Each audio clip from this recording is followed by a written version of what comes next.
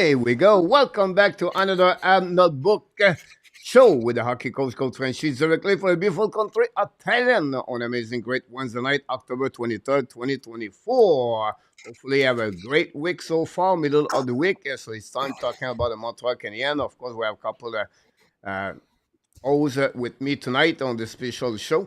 And I'm going to talk about what, Coach, tonight. What we have, Coach? I don't know anymore. The subject is right here. What's the problem, Watson? What's going on with the Montreal Canadiens? So it's going to happen tonight. That's what's going to happen. And we're going to talk about around the Montreal Canadiens. I know some people are panicking around the Montreal Canadiens fans, but we have to calm down everything. We try to explain what is the biggest problem with the Montreal Canadiens. So this is the biggest subject of the Montreal of the show tonight for the Montreal Canadiens. Don't forget, we have to have tomorrow night day off. What? Yeah, it's 11 days right now. We have a show every single night, and decide to take a night off tomorrow night just to recharge. Right? We need to recover for a couple of nights. Really, really excited here inside of the chat. And I'm going to take a night off tomorrow night. And we start the Friday night to do the Laval Rocket play-by-play. So going to do the second game back-to-back week about the Laval Rocket. So Friday night they play again the Utica Comets. And we're going to do the play-by-play. So join me live now the Friday night. I know it's a Friday fun night, but we want the Laval Rocket are going to be live on the RDS. We're going to do the play-by-play that Friday night. So join me live Friday night and Saturday, we do another play-by-play. Game number 8 of the season, 2024-2025. Montreal Canadiens O's at the Bell Center. The St. Louis Blues. Yeah, the St. Louis Blues. And they have a very bad news about the Blues. Going to talk about that news in the next couple of minutes. And, of course, Sunday night, we'll do the weekly report. So thanks for joining me on this is great Habs Notebook. But Wednesday night, without him. And we have a special guest tonight. It's not going to be fun because we need help. We need some people tell me what's going on with the Montreal Canadiens. So I make some call and I bring back a special guest tonight. And of course, Marko also the Wednesday night. Welcome back, both of you. Marko and Franck are back in the house. Hey, Coach.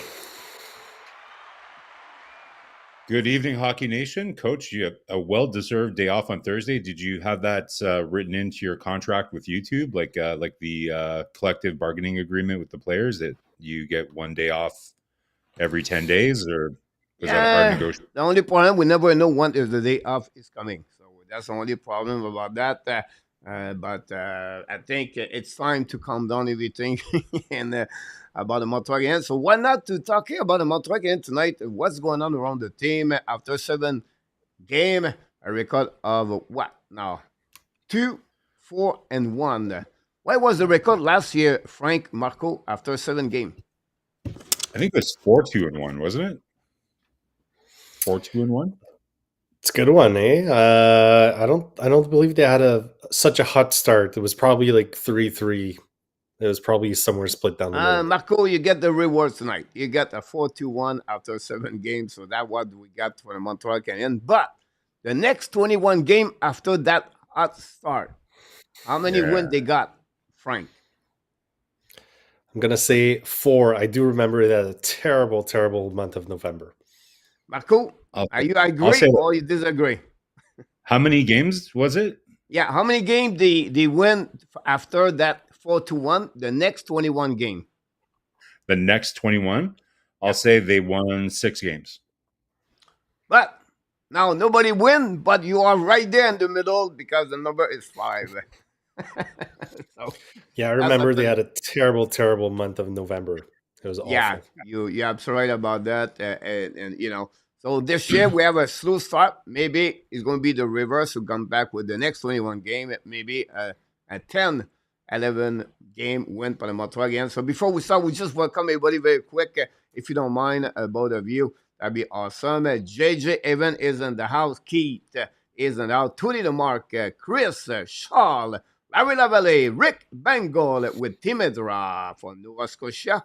We have Pizza ready to rock and roll tonight. Runway Kings moderator. You follow the Utah and the Kings. Utah have another bad news today about specific players. And then in our top moderator, co-host of the weekly report is with us in the chat tonight. Welcome back in our top. Hopefully doing better. And Patrick LW is in the house tonight. He go with Pierre Dubois to score a goal 4 times. Dubois have 2 assists so far with the Washington Capitals. Lead 1-0 at the beginning of the second period. Again, the Philadelphia and Michkov. For them, Yep. we have Pierre de Nonville from Arizona. Welcome back. Thanks, you're doing well. Pierre Kennett from Thailand. KK is in the house tonight. Good morning. Happy Thursday for you. And then Martin Besnet from Waterloo is in the house tonight. Welcome back. And then I try to pick it up every day. Randy Walkman from Alberta. Welcome, Randy. And Randy, with your flame, you don't know what to do anymore. With your flame, what's going on with the Calgary Flame is good news for the Montreal Canadiens. If they can finish 11, 12, 13, 14, 15, 16, that'll be a good news for the Montreal Canadiens about the Calgary Flame. Sam Dean is in the house. Don't forget, everybody, to click on the like if you don't mind. That'd be awesome. And just Frank, before we start, we not because we forgot, it's because we didn't see him. Frank's was the birthday of Marko Monday. So happy birthday, Marko, be late or whatever you want to call it. So glad you turned only 33 and years old and continues to be in that situation. Look that way. 33. Well, forever 33. Yeah. Thank you, Coach. Appreciate it. It was fun. Good night. Here we go. Hopefully, have a great day with you and your family. And Pete Martin is in the house. Thanks to be with us. Going to start with right away on the news very quickly before we talk about the Montreal again. So if you don't mind, if I can get it, that'd be awesome. But the St. Louis Blues announced the center number 1, Robert Thomas, is going to be out for 6 to 8 weeks for the Blues. This is a bit really bad news for the Blues. We know what Thomas brings on this team. And the Blues have not a very bad start of the season, but missing that center number 1 that was not helping them for sure. We know they're already missing Tony Kruk.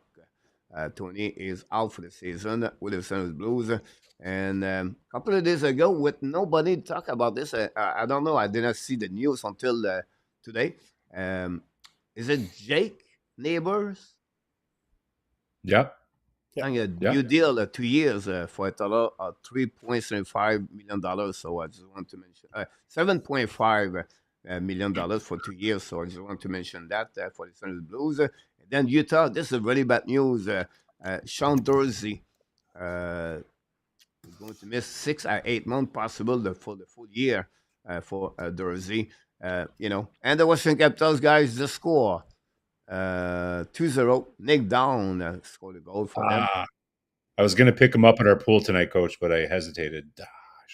You should do it because he scored is second or third goal this season for him, and that's the blame for Utah. Utah yesterday lost again the Ottawa Senators. Great game for the Senators. Senators really well, and bad news for Montreal again. They lost, and then Buffalo, Detroit, and Ottawa won yesterday. It was a really fun day, fun night, if you want to call it. 16 game active last night, 32 team, and I think that's fun to see those kind of game every 15 minutes. This should be always like this, or at least Marko. And I know we talked about this last season. Don't start all the game at 7 o'clock. Don't start all the game at 8 o'clock. Like when you have an intermission, we all stop waiting for the next period start for 3 goal 4 game. It would be better if you have a game at 7, 7:15, 7:30. That would be better to watching. They don't start the games. They don't start the games on time anyways, Coach. So they might as well stagger the start times. I don't understand for Frozen Frenzy or whatever why they do that on a Monday. Like, why wouldn't you do it like on a Saturday and have the games all day, like all afternoon, all right into the night? Like, I don't know. They should do it like the Saturday, Sunday, like a Sunday after like the football is over, like after the Super Bowl, at least to have more game. But again, I think it was fun. I don't know, Frank, you watching many games, but after the show here, after the game, you can watch Ottawa yesterday, Edmonton. It was a good game to watch, I think, for me. I know you don't like too much Ottawa, Anaheim, San Jose. But anyway, it was a good game. About that, LDP is in the house. LDP feel better, Frank, because his Sabre is looking better too. So I think he's getting a little bit close about that. We have George Doucette is in the house. Abination knocked the door. Thanks so much, everybody. Don't forget, please click on the like. Mr. X is in the house. Welcome back, Mr. X. Long time we don't see you around. So that's what we got here for the news for the NHL. We're not going to talking about the standing. We're going to straight on the Montreal Canadiens. They announced yesterday Baron Madison, Guhle, Armia Devorak was not on the ice at the practice. And then Slafkovsky, RPH, was on the ice alone, shooting the puck, skating a little bit. We expect RHP very close to come back on the roster. Breakaway for the Washington Capitals. And we have a goal, 3-0 for the Washington Capitals. And that team is on fire. And I don't know. That's we have to give it. Connor make me call. Score the goal, by the way. Connor make me call. So that's happening on the practice today. Nothing else about this. I heard like they were going to have a day off today, tomorrow. Yeah, well, that's what I was saying, Coach. Right. So part of the CBA, they have to have a day off. So so the team is going to be off tomorrow. They did have some practice today, but that's part of the collective bargaining agreement. I forget, Frank. Do you know exactly? I think it's like once every 10 days or whatever it is. But yeah, every 10 days, I believe, and they're playing only on Saturday. But like you said, there were a couple of practices. There's going to be some traveling time as well, because I do believe they're playing away on Saturday. So that's part of it. So today's the day. It's probably scheduled in the calendar from many weeks, many months in advance for them, for sure. And before we start about the Montreal Canadiens recap, everything like that, I know it's going to be a little bit more negative. So I said, I would bring some positivity on the side of that. And then we're not talking about who? Marko? Mr. Ivan Demidov. Yeah, 4 assists, 4 points, plus 5, 3 shots on the net, 11:55, 56 TOI. Still below 12 minutes. Rottenberg make me crazy at midnight every night. He has a streak of 4 games right now. He have 7 points during that span of 4 games. 19 games so far, 5 goals, 10 assists, 15 points. I don't know if you want to talk about this, Marko, then following by what do you think, Frank, about Ivan Demidov. Marko, here we go. Well, I didn't have a chance to watch the game, but if you're on Twitter, then you see this everywhere. But really, really nice playmaking abilities here. Like some good kind of takeaways too later on. But this is a really nice kind of cross crease pass. They're playing a pretty bad team here, Coach. So you kind of take it with a grain of salt. On this play here, a little bit of like it's still a primary assist, but the goal scorer kind of does the biggest work. But it's this last assist that I think was my favorite because it's just really, really good anticipation. Not this one here. Like this is still just the primary assist that he got. But on the next one, I really like the just kind of like the anticipation of the play, Frank. I don't know if you saw this highlight, but this one is really nice too. But the last assist that he got, I think, was my favorite one. Like he does kind of a takeaway. Yeah, this the last one here. one. Yeah, it is the last one. Yeah. So some really, really nice stuff. Like, and again, still doing it with pretty limited ice time. The games that I've seen, I think it was this one here. Yeah, right there. He's going to this here. Yeah, he kind of like anticipates this play here, cuts it off, and then you can see he already knew the guy was there, and he had like eyes behind his head kind of thing, and a really, really nice quick outlet right into the net. So really, really nice, and nice to see that he's still getting some minutes after all, and we'll see kind of when Kent Hughes and company will be visiting. Some members of the press kind of. Like Ellie Friedman, I think, reported last Saturday that Montreal was going to be going down.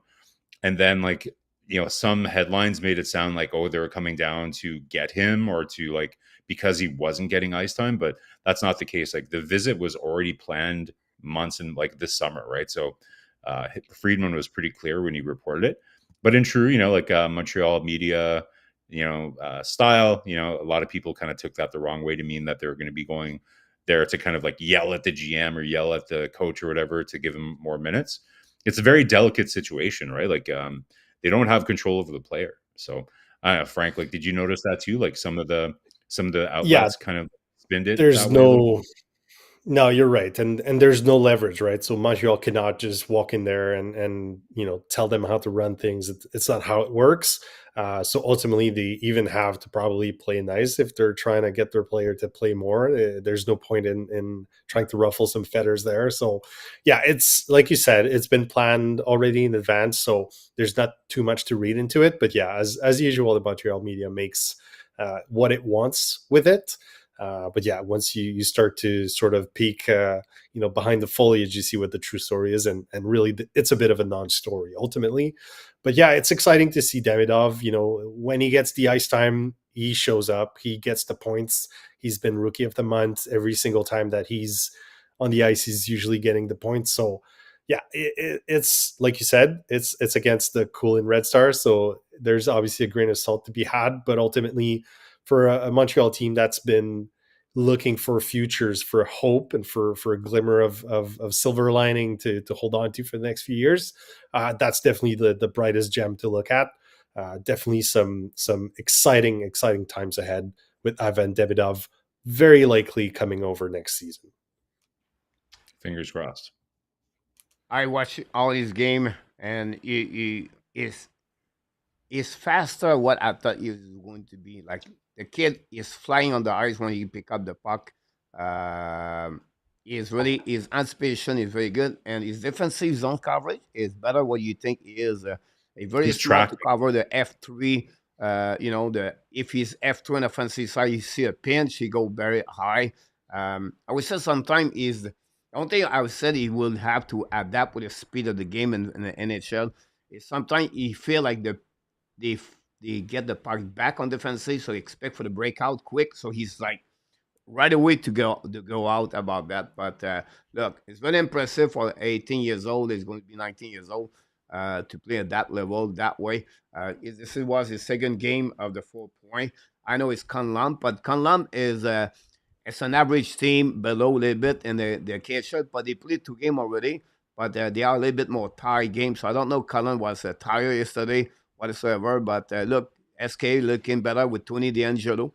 Um, with the Yeah. team right now. I wish, and I don't. Comments. I'm sorry. Did you see the Instagram post that D'Angelo did about Demidov? It was pretty funny, actually. Did you see that, Frank? I didn't see it. No. Yeah, I saw a couple of tweets. I don't know if they're legit, to be honest. Like I want to believe, but It was. yeah, I think he's having he's having a little fun with interacting with some Montreal Canadiens fans. Hey, Yeah. So, Coach, if you haven't seen it, basically on his Instagram account, he after the last game, he's like, "Hey, Montreal fans, don't feel bad. It's kind of my fault that Demidov only had 1 assist. I missed a couple of open nets.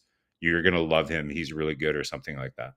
So Yeah. at first, people weren't sure if it was him that actually, but it was actually his Instagram account, which is kind of cool. Meanwhile, at Washington, what do you think they did? It's going to the goal. And Wow. sometime again, Connor McMichael. So someone have met Like, Connor McMichael and your fantasy hockey have to go tonight. And if he's thinking it's not looking good in Montreal, the Flyers are struggling the last couple of games. Yeah. And not going to looking good overall. So Dimitrov at the end, I think it would be interesting to see that. I know we heard Ken Hughes maybe visit him in December. And look, for what I know, I think they're not going to buy him out. I think they will let him finish over there. He want to be sure. I think they want to keep a good relationship with all the KHL team. We know Konishkov play a ton of minutes with Torpedo. Really solid defenseman, guy 24, 25 minutes per game. His productivity is a little bit low, 1 goal only with 5 assists, 6 points. But the guy play on every shift. Like he's always on the ice, the number 6 for Torpedo. So Volonken, unfortunately, did not play since he was traded to Sushi. And then today, Now I'm going to screw his name. He was drafted by the Montreal this year. Is it Cannon? Cannon or Can? Yeah, Canon, I believe. Yeah. So he was sent down from KHL to VHL today. So it was only thing about that. I don't know what happened with Koivu. Koivu did not play today. So this was the first game he did not play. So I don't have an injury. I didn't looking about the more update about Koivu, but he was not the team with TPS today. We know he played on the 4 line with that team since the beginning of the season. But tonight we start with that the Montreal recap game between the Montreal Rangers and Montreal Canadiens.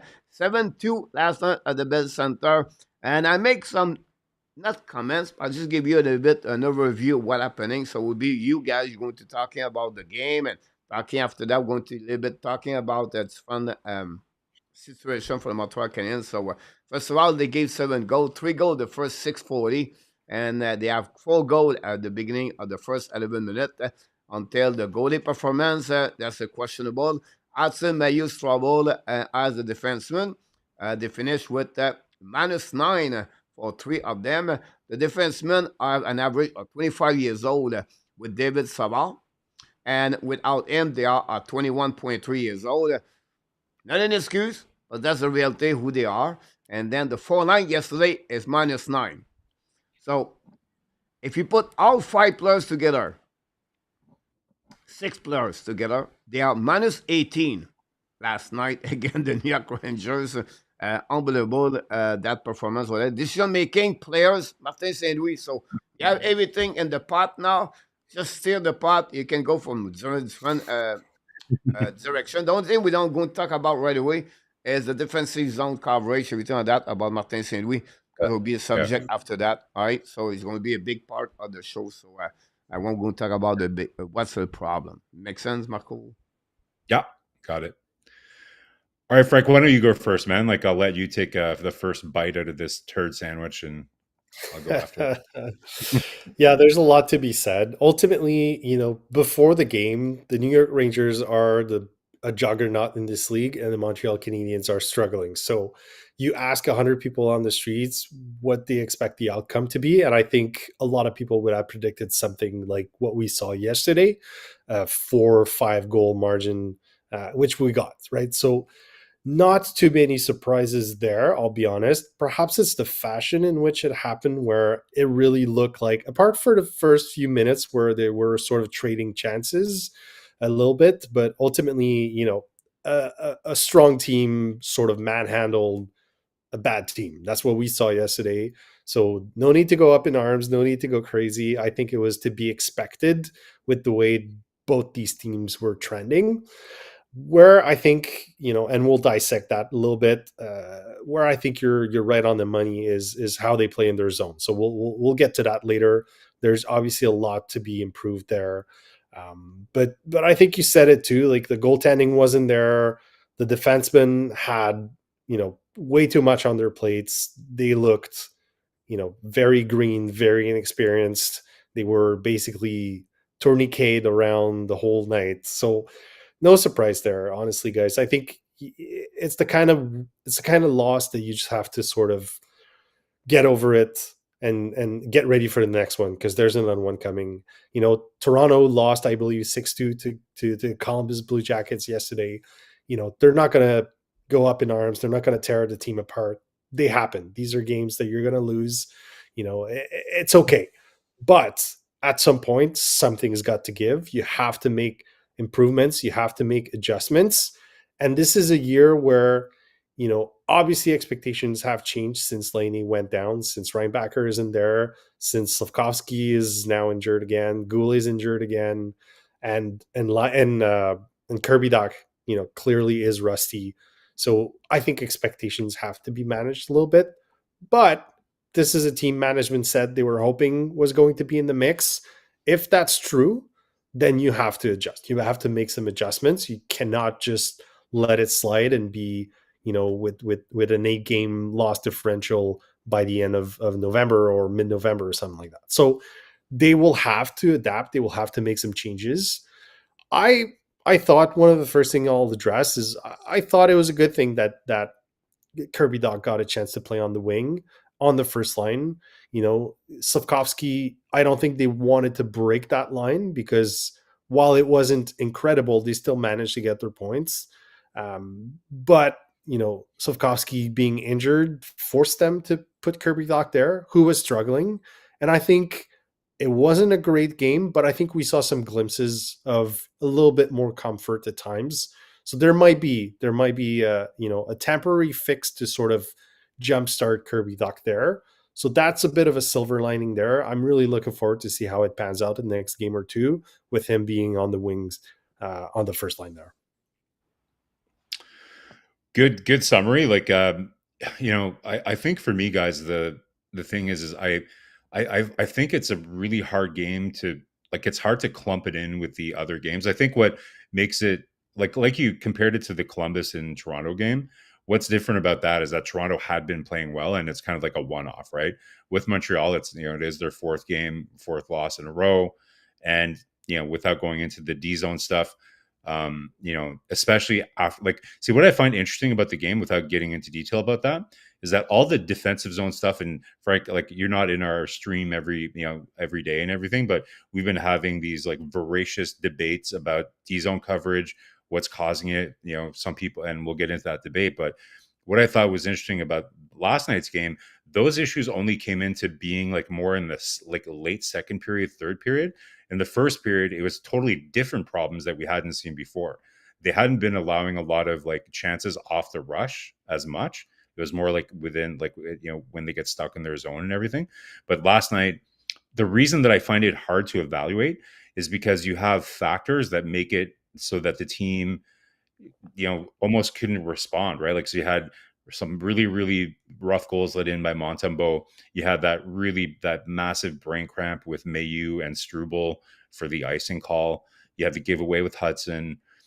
So then you had the first goal that came off of, a pretty good first shift, but then, again, missed coverage on the way back, like just Anderson not being able to find his guy, all that. So without getting into the technical aspects of the D zone, I just find that this game, there were some good things. Like, I see a lot of people, like, what I see often is the people just kind of like, they see an effort like this and like, there's no effort, they didn't come to work and all that. Like, I don't think that's the case. Like, and Martin St. Louis said in his press conference, like, I think they were ready to play. And like, when I say ready to play, I mean, like, the energy was there, the intentions were there, but it just, a comedy of errors and like Twilight Zone-esque weird things happening with bad goals and like with the icing thing. And, I like the pushback, like Suzuki, had those 2 goals. We all had, like, in 1995, Kovalev without his helmet vibes for about 7 minutes in that second period, thinking maybe we were going to see something like we saw in the 90s when Montreal came back, I think it was 5 goals or whatever it was. But then there was that turnover by Hutson, I think, and the goal from Montembeault, which, again, everybody, now you're starting to see, like, should Montreal send Hutson to Laval because he's -4 and all that? Like, yes, it's a turnover by Hutson, but, to be honest, like, his stick positioning when he was coming back, Montembeault should have been able to read that the guy, like Riley Smith, only had one place to shoot that because Hutson had the center of the ice really blocked off nicely with the way he had his stick position. So that's a goal that Montembeault, even though it's a terrible turnover by Hutson, and obviously he'll learn from that, I still think that goal overall shouldn't have been a goal. Like, Montembeault should have that stop.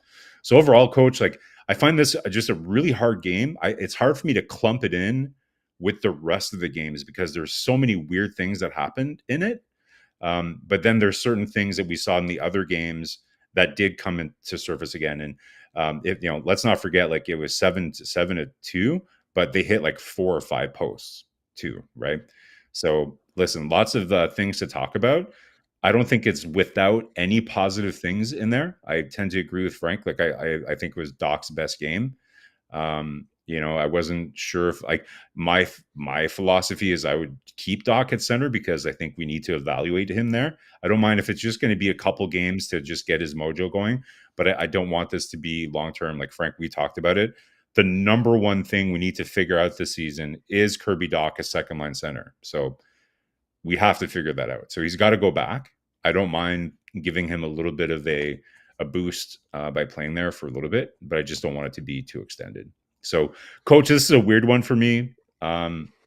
Without getting into all the technical details of what happened, it's just a very strange game. You can see that St. Louis was pretty frustrated. One thing, if you notice, guys, it took him extra long to get to his press conference after. So I'm not sure if that means that he went in to talk to the players or he needed extra time to just chill out a little bit before he came out to kind of compose himself. But it did take him quite a bit longer to come out and answer questions than usual, which is interesting. Frank, you want to add something behind what Marko said, or? Yeah, absolutely. So I agree with you to a certain degree that it's a bit of a harder one to clump. The other thing too is they were missing arguably their better defenseman in Caden Guhle, who's had a terrific start of the season.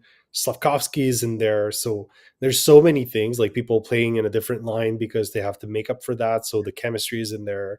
There's a lot, and Mailloux, I don't want to pit it on this one lone game.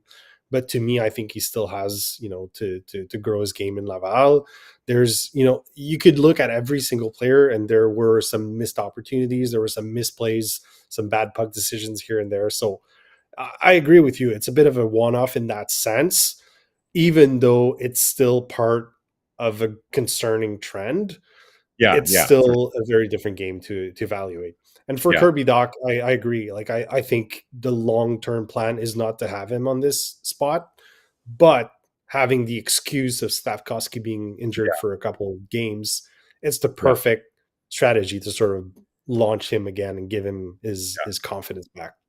Get the paddles, the jaws of life, and kind of get him to kind of boost up a little bit. Yeah. That's a great point there. Thanks everybody to click on the like. We appreciate a lot to be with us tonight on the special Wednesday night for the Habs Notebook. You nailed it. A lot of things there for the Montreal Canadiens.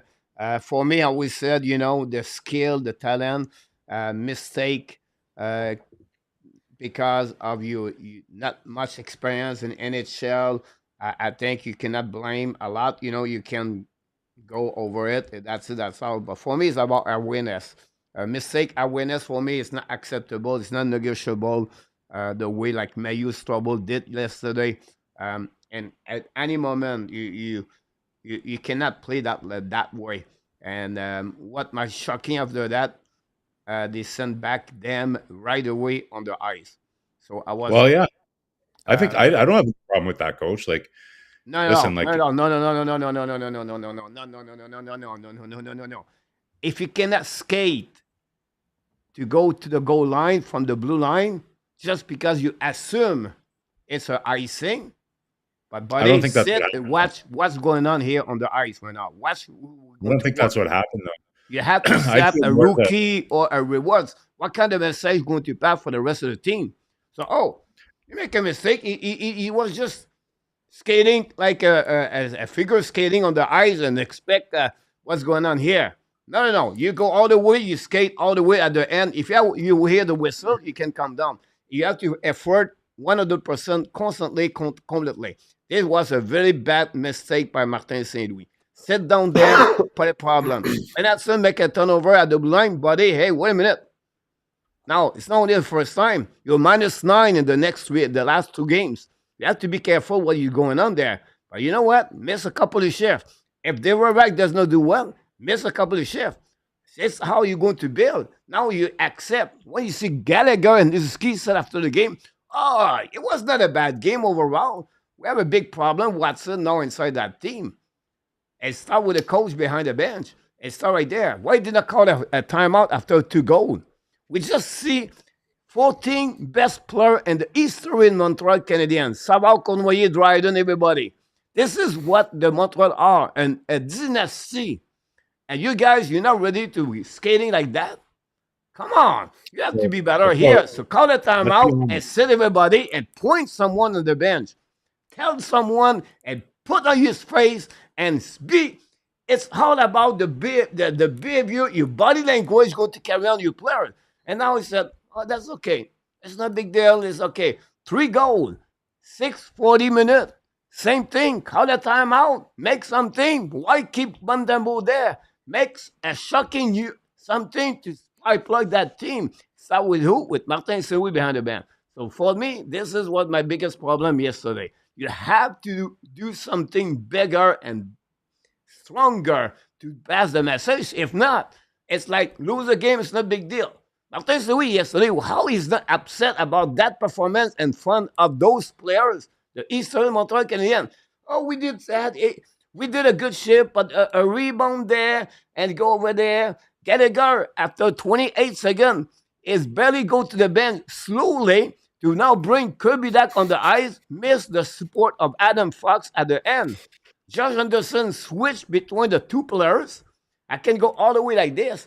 This is right now a team we have to be shaking by the head coach right there. If not, it's easy to accept deal. It's easy. It's not a big deal. For me, it's not that way. It's not negotiable, something like that. The Mailloux, you're 30 years old, you're 22 years old. Hey, he's fighting trouble and Mailloux for what? A job in NHL. This is the money they can make.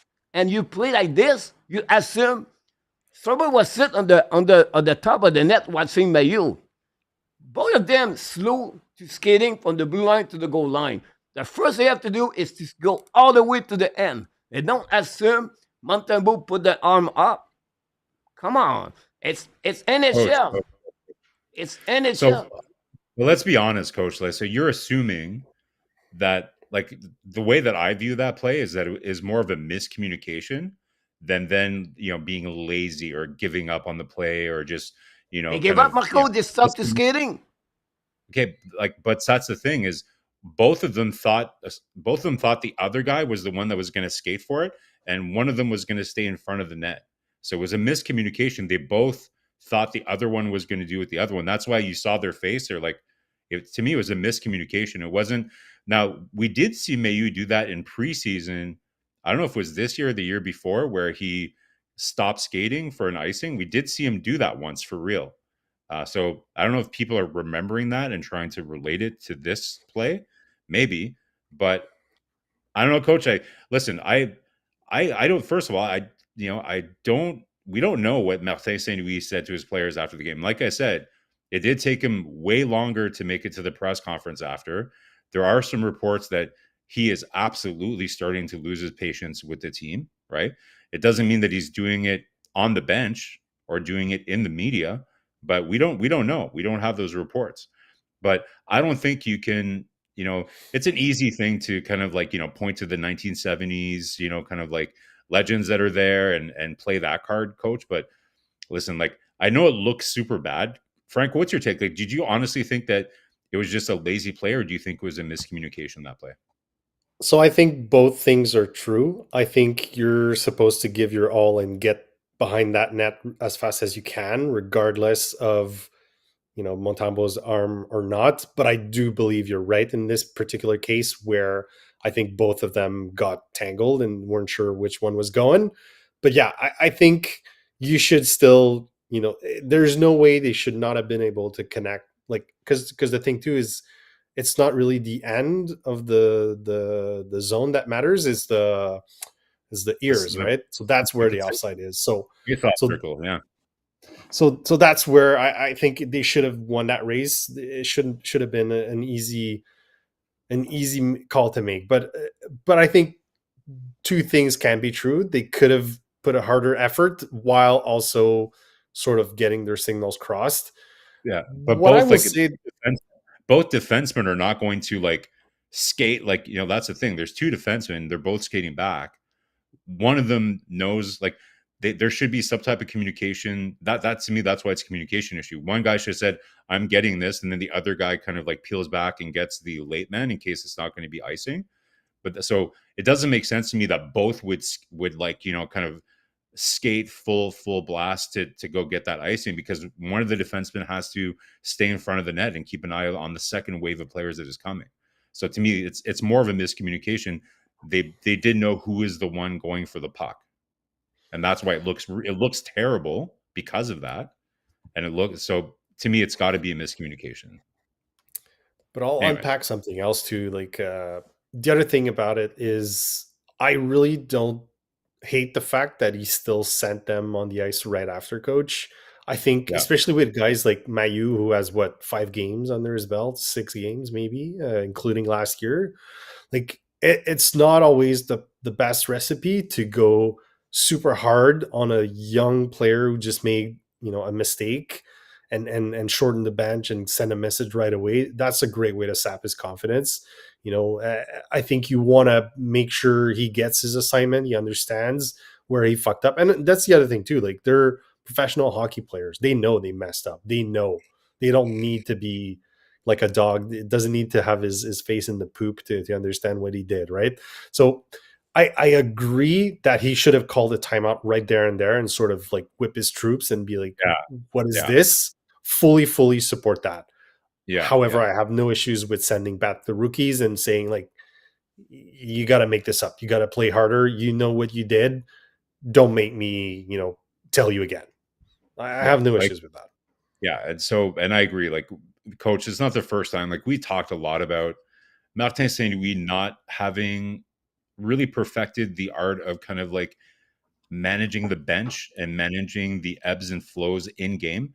Remember, like last year, we would comment all the time that he would get questions after the game and he would say, well, I don't know, I really need to watch the game. Well, we all watched the game. Like, you were behind the bench. Like, didn't you watch the game? I get that you might want to watch it again. Like, there's some subtleties to that, right? But it kind of gives you a hint that sometimes like he's so focused on other things that he might be missing subtle, momentum things that he could be doing to be impacting the game as a coach, like having a timeout, pulling your goalie at the right time. He's admitted in the past that he needs, to kind of continue to work on that. So yeah, I agree. He could have definitely tried to change the momentum, by hitting the big shiny panic button, and taking a timeout there for sure. But I still see people saying like, well, there's no excuse to quit skating. Well, again, you're like, if you think that your D partner is the one that's, according to your system, is the one that's skating to get the icing, then you're not going to do the exact same thing he is. You're going to stop skating or slow down so that you can look at the players that are behind you and protect the net. What I think happened is that there was a miscommunication as to who thought was going to be skating for the icing. And that's what happened. They both stopped skating, and it looks terrible because they look like they both gave up. We'll never know. We weren't in their brains. Either way, it's a terrible mistake. It looks awful. And like I said, it's just one of those things that happen, back to back. And then, you're 4-0, like Martin Saint-Louis said yesterday is, if they're converting like a field goal before like 10 minutes, then, you're not going to win many games. And that's exactly what happened to Montreal. Right. So it's remind me like, I'm sorry, Frank. That remind me, Martin Saint-Louis used a lot of things about baseball, right? Walking, everything like that.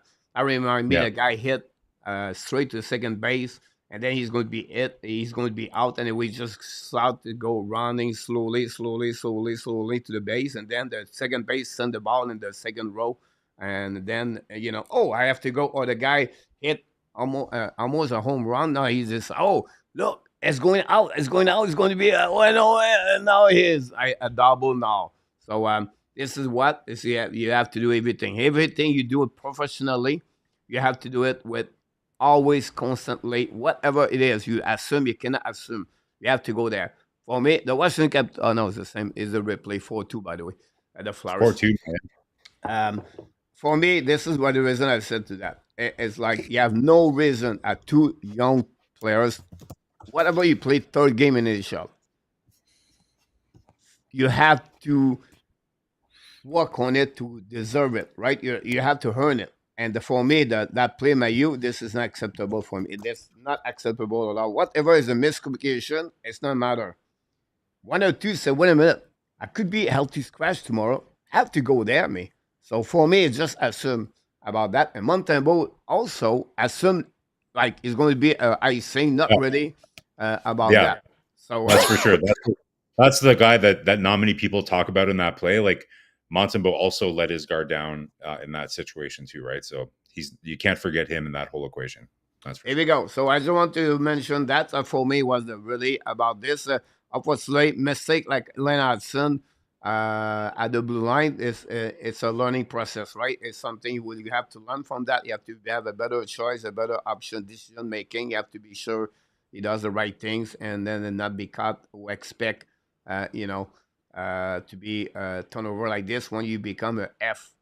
The last players, if you lose the puck, is going to be a breakaway between that. Are you But talking about the Hutson turnover yeah, being at the the blue last? line. Yeah, like listen, like watching Hutson make all those plays, you knew it was going to happen, right? Like you knew he was going to get stripped of the puck, being the last person between him and the goaltender. You knew it was going to happen eventually. Um, I'll ask the question to you guys and to the chat. If he's successful doing that, like if he's successful breaking out the puck and doing something really cool with it, 19 out of 20 times, or whatever the ratio is that you think is like, is it acceptable, right? Like, and also it's time of game too, right? Like it's maybe that's not something that you need to necessarily try when you're winning by a goal with like in the third period, but in a situation where Montreal's already down 4-0, maybe like it's situational awareness, right? So in this case it is a bad turnover, and like I said, I think Montembeault should have stopped that. I think Hutson, when he's made those kinds of turnovers so far, he's actually done a pretty decent job at covering back. Like the team will still get a shot on net or a chance to score, but he does a pretty good job at minimizing the chance as well. And if you look at that play, Riley Smith had, yes, he was like pretty much alone on Montembeault, but Hudson's stick was basically preventing him to hit anything on the far side of Montembeault. Montembeault should be able to read, okay, so if he's going to shoot, he has to shoot here. And he didn't make that read, right? So it's a situational thing. I don't mind Hutson being more audacious, when Montreal's losing 4-0. Like that's what he's there for. That's why he played 30 minutes that game when Matheson got injured. That's why he played 26 minutes last night, because Montreal's chasing the game all night. Yeah, How many I think times? also you have to remember everybody. The goaltender was not very good at the end of the day. Like, No. it, That's a good point. But regardless, like you said, it's situational awareness. It's choosing when to do it. And there's going to be times where he's going to do it at the wrong time. That's perfectly fine. He has 5 or 6 or 9 games under his belt, right? He's going to have to go through the learning phases. That's a rookie defenseman. How many times has PK Subban done this? Do you not believe that Cale Makar did this in his rookie season? Do you not believe Quinn Hughes did this? This is part of the process as a defenseman. You think you have the play, and then whoops, this is an NHL player that I've underestimated. Things that I could Oh do yeah. in college don't work as well in the NHL, and now I have to adapt. This is the growing pains that we're going to have to go through with this very, very young defensive team.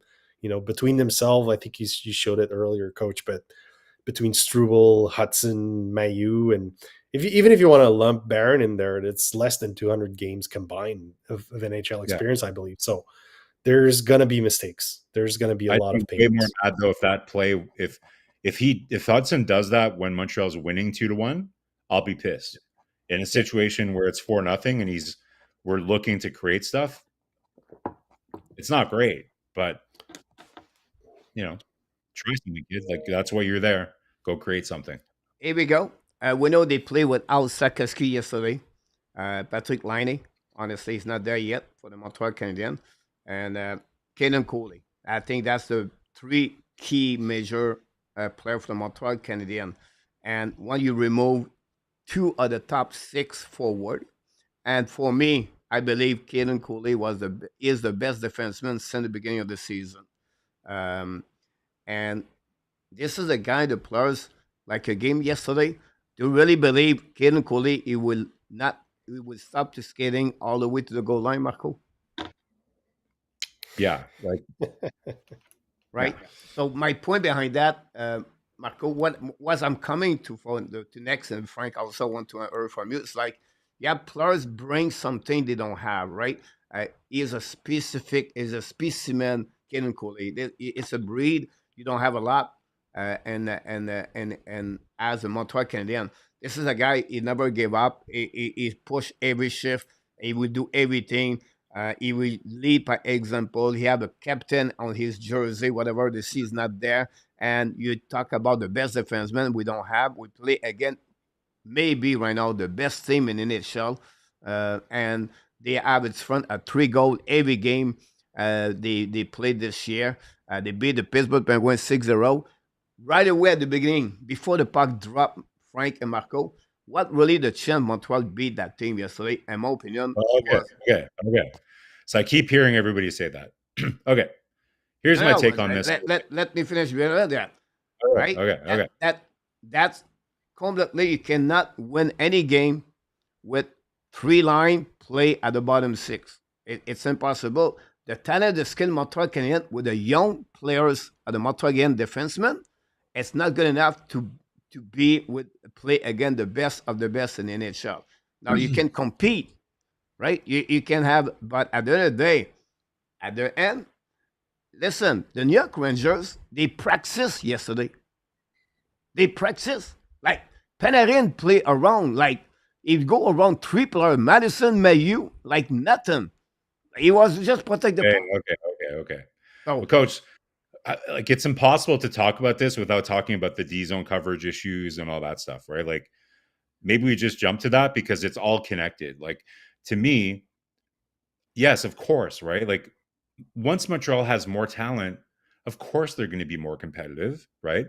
But what I find that's missing here is that usually when you have a couple of key players missing, what you have usually happen is the coach will say, okay, guys, we need to kind of like tighten things up a little bit because we're missing some guys. We need to change how we're going to play a little bit tighter, wait for them to make and really capitalize on our opportunities. Rather, like, we're not going to be able to create as much as we would with a different lineup. So we need to change how we play. It seems to me, and like maybe I'm jumping into our next topic, it seems that St. Louis is always reacting rather than kind of being proactive. And I think it was Arpin Basu talked to him about being proactive in a press conference like last week or something. And you could see he didn't like that critique that he wasn't proactive. But there are definitely times where St. Louis isn't proactive in terms of how he does his game plan. Like, if you're going to go play against the New York Rangers guys, you know that you're down Guhle, you're down Slafkovsky. Then what's the game plan? Like, we're just going to continue to have the same strategy that we've been talking about since training camp that's not working? Or are we going to try something a little bit different? We're going to play a little bit more cautious than we normally would because we're playing a high-powered offense. Like, how many times, I know nobody likes Michel Therrien and Claude Julien, that was boring or whatever, but how many times did, that worked, right? Like, that, like, these experienced coaches would be able to adapt the game plan based on the resources that you have and based on the team that you're playing. So I don't buy the idea that it's impossible to win. It just means you have to change how you play and change your game plan and use the resources you have to give yourself the best chance to win. Yeah, I don't disagree, but I think if you want to compare it to like Michel Therrien or Claude Julien, who had like prime Carey Price that could bail him out, I don't know. It's the best example. Ultimately, goaltending didn't do the job either. So, if they don't allow these bad first 2 goals, Montreal had some good chances in the first, like maybe it's a different story if it's 1-0, instead of 2-0 within the first few minutes. So it's hard to say that solely because on not adapting on the defensive schemes, that's how they lost the game.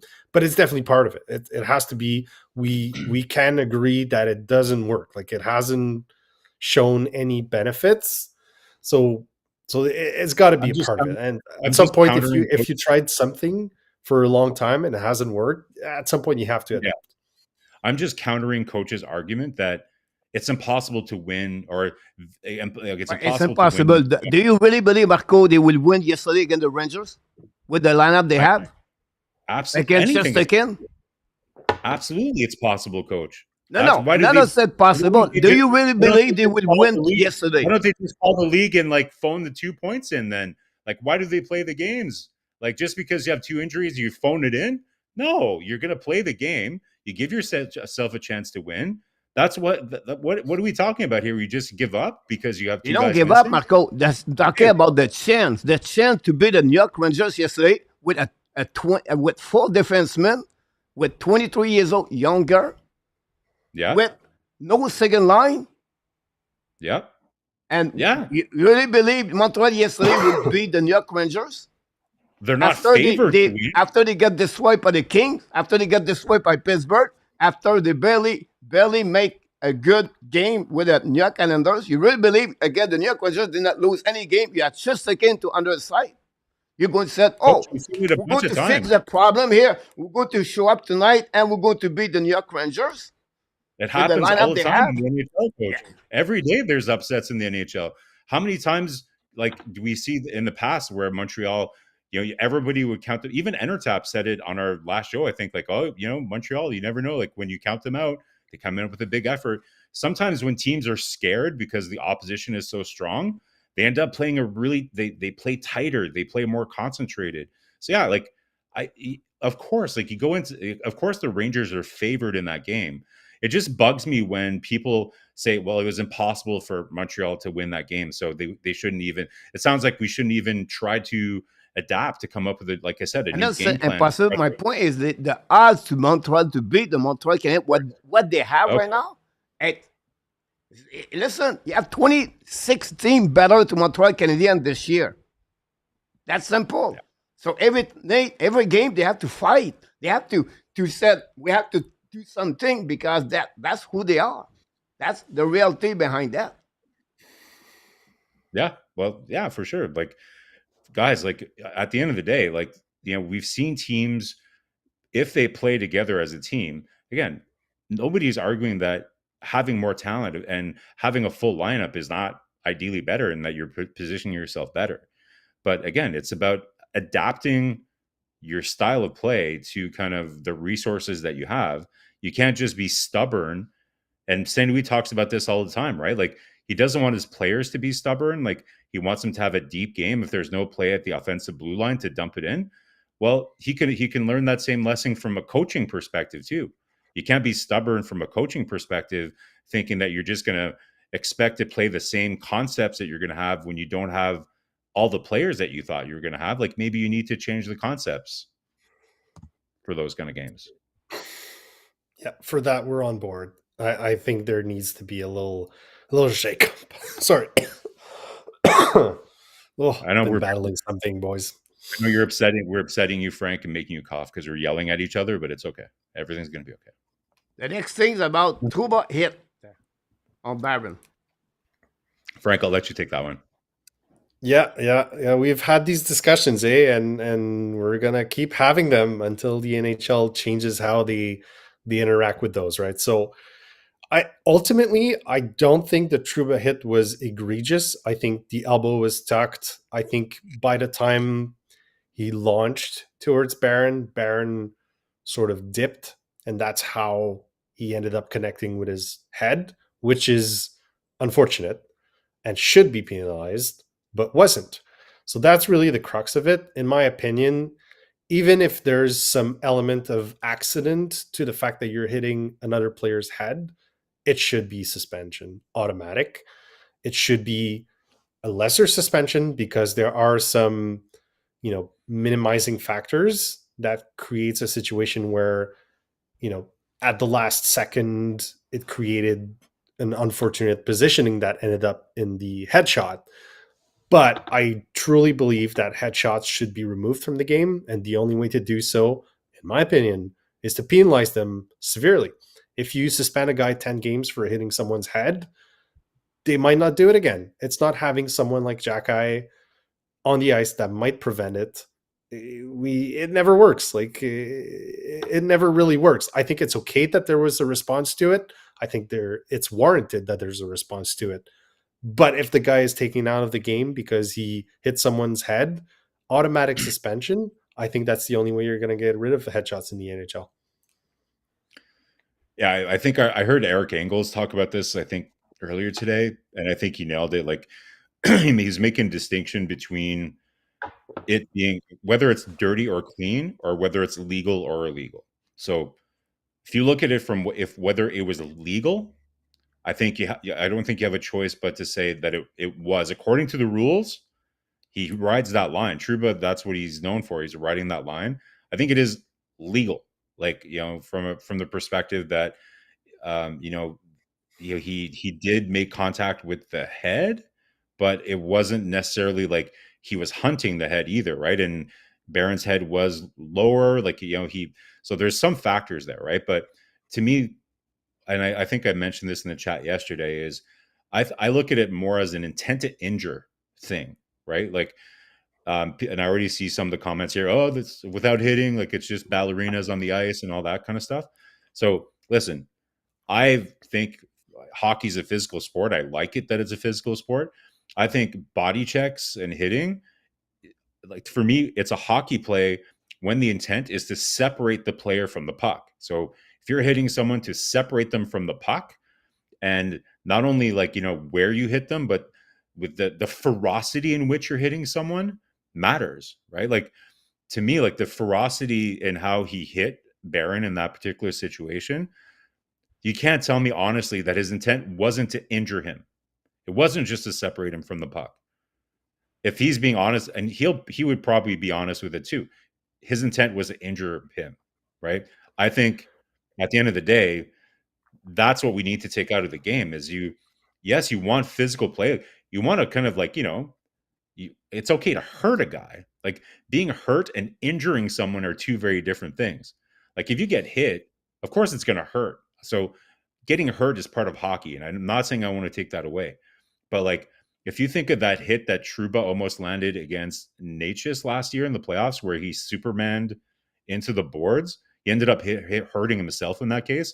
But if he would have got Natchez, he might have decapitated that guy, honestly. So yeah, I think there's a difference between a hockey play where you're trying to separate a guy from the puck and you're really legitimately trying to injure that guy. To me, that's what the difference is. I hear you, but also I think it's going to be extremely difficult to enforce intention, right? So that's where it cannot be part of the rule book. Obviously there's going to be some egregious calls and egregious moves that the intent is just too obvious that you have to acknowledge it. But for example, this very hit, I don't think anything was wrong with it. I think he intended to hurt the guy. Fully agree.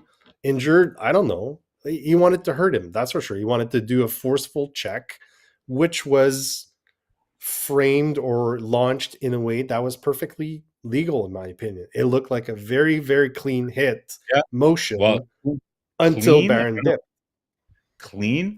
I don't know. But so here's another thing, guys. So I see comments here saying that, and you just mentioned, like, you can't measure intent. But in football, they have unnecessary roughness, right? Like, to me, that's kind of the same thing. So, it's not necessarily intent, but the level of force that is used for the play. Again, like, what is the purpose of the play? Like, are we playing hockey or is it MMA? Like, where you're trying to like injure someone and knock them out?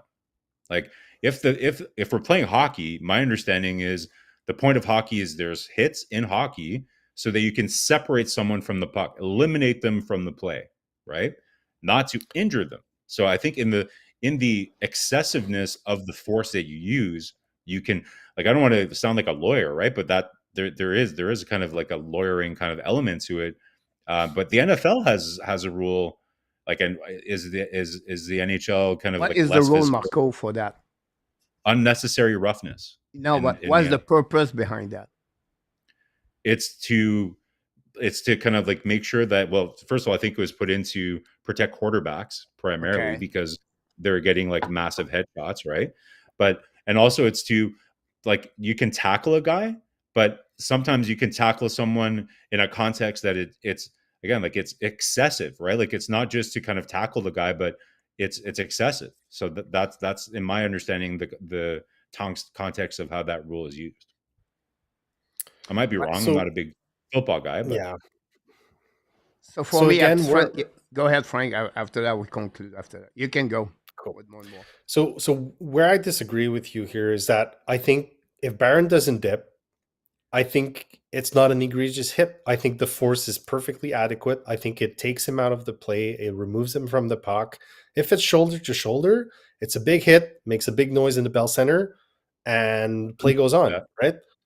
Yeah. So that's why the force or excessiveness to me would be very hard to enforce. What's easy to enforce is where did the hit occur? No, but, If it's on the but it head, wouldn't. that's Yeah, but automatic. and you're like you just said, since Barron. So if it was as binary as what you're saying, if you hit him in the head, but again, if Barron is bending down, he didn't explicitly target the head, but he hit his head because he was bent down. So there's always going to be some subjectivity to it, right? Like there's like I just think I know that it's not great to have subjectivity in the game. But to me, I think you can subjectively look at it and see a distinction between it was a hockey play and wasn't a hockey play, right?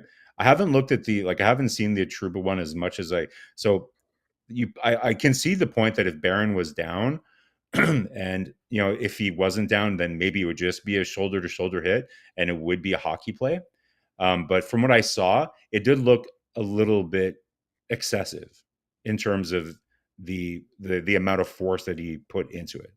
But sometimes you just have guys that are stronger than other guys as well, right? So it's a Yeah, tricky if one. Jack High corners, Tyler Ennis in a corner, like it's gonna look excessive no matter what. So that's gonna be hard to sort of go Yeah, after. yeah. And coach, like the one thing, and I also believe that Barron has some I don't think it's victim blaming to say that Barron should have had his head up more and like he needs to be more careful. You need to be aware that Barron is out there. So I don't maybe people are like hear everything I just said and think that I don't think Barron bears some responsibility. I absolutely do think that he bears responsibility. And I think it was a legal hit. Like I said, I just question again from an NHL perspective. And if I was a player in the NHLPA, I would want to have rules that protect the health and safety of the players without taking the physicality of the game out. It's not easy. I'm not saying I have all the answers, but it's something that they need to look at, coach, because it's not going to end well. Like somebody's going to get really, really hurt, especially probably by Trouba. Like I said, if he would have landed that hit, like go back and watch that hit against Natchez in the playoffs, man. Like that was insane. If he would have got him with that hit, like my God, that would have been Here crazy. I see that for me. Yeah, but Yeah, three different people are to blame on that play. First of all, Barron, for me, it's not about yeah, of course, everything you said, I all agree with you. But I think Barron need to recognize. I think Montreal Canadiens have some kind of injury. Sometimes I think Kenny Cooley is another one.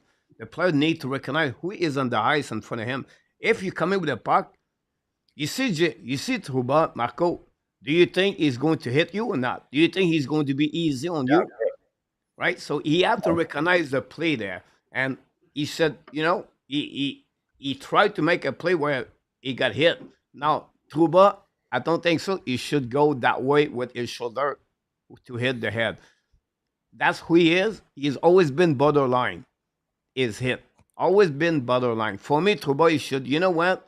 I don't know. I don't necessarily to get there. He can stop the guy easily with his body and stop the play right there. He took advantage of his players right now are lower, and it's just who he is. At the end of the day, that's who he is. Imagine it was McDavid, and you lose McDavid for 3 months about that, and the league does not suspend the guy because those kind of hit. You need to protect your player on the ice. That's what Marco. I joined you about that. I think Truba have other option to stop the players and don't need to go that direction. One is 5-2, whatever it is. Now you're going to tell me, yes, but he's 4-4, you have to hit that way. No, I think he should stop the player the other way. Finally, I did not like the call on the Mike Madison, Marko, and Franck for gave him a 2 minute for an extra, and Montreal was on the PK on that one. This was not Trouba dropped the glove the first one over there, and I know they want to. What is the code? They call this the code. I think so. They want to stop that everything like that. But at some point, the referee have to be a better judgment about that. And those kind of situations like that, you refuse to give him a 5 minute for the head every time like that. You penalize the team.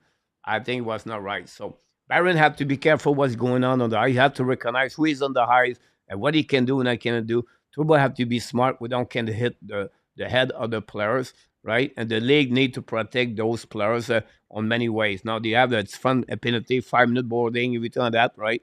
But I think Montreal Canadiens, the young player have to recognize those. This I think Slafkovsky at the beginning of his first year he got hit badly on the corner because again he did not protect himself, anything like that. I just want to share in that part over there. But the contact, not about the intent. The rule 48.1 said that when you hit the contact on the head, it should be a call right there. You have to protect better your players. If not, you're going to lose players more and more and more in the time. And that will be, unfortunately, not good for the fans when they go to see, pay the price about that. But they have to figure out, I think, Baron, about this. Now, I'm going to do something now, Marko and Frank. You have to think really quickly and decide what they have to do. Before I talk about Martin St. Louis and the biggest problem, I want to share in that one. Do you believe, while Montreal Flyers just lost Ryan Poland, not looking good? He was playing on their top line with Michkov, wasn't he? Marco and Frank, the fans are on the table right now, and they think the Montreal need an ultra shock. So you have to do something now. You ultra shock the Montreal Canadiens for the rest of the week. What they should do, what they need to do, and I want to hear from you. Said maybe not, nothing. Let's see what happen with the next two games. So Marco, I start with you. Well, to me, like, it seems like it's a very, short-term solution to shock the team into something. I'd rather much them focus on fixing the issues, with like that we're going to talk about with how they play, like how are they playing? Like I would rather them focus on that. And, by using a solution like that, like, getting a new player, like calling someone up, like it's just a short-term fix, coach. Like, and again, like we've talked about so many times, this season is really about evaluating very important things that Montreal needs to figure out. Right? Like we talked about Doc, Mailloux, Newhook, all like there's a list of things that they need to figure out because they have a very important summer coming up. Like they have a couple of first round draft picks. They have some other picks, and they're going to have some money to spend. So they need to understand very closely, like we talked about countless times. I don't think they're in the asset collection business now. Like they need to start constructing a roster. So they need to understand what parts are missing here, And so to me, doing an ultra shock, all you're doing is kind of artificially doing something to kind of like boost it for a short period of time. So I would rather them just focus on fixing core fundamental issues, like how they play in their zone, and things like that, rather than looking to, do something to shock the team into being into a bigger state of readiness so that there's a better performance for like 2 or 3 games. That's my opinion.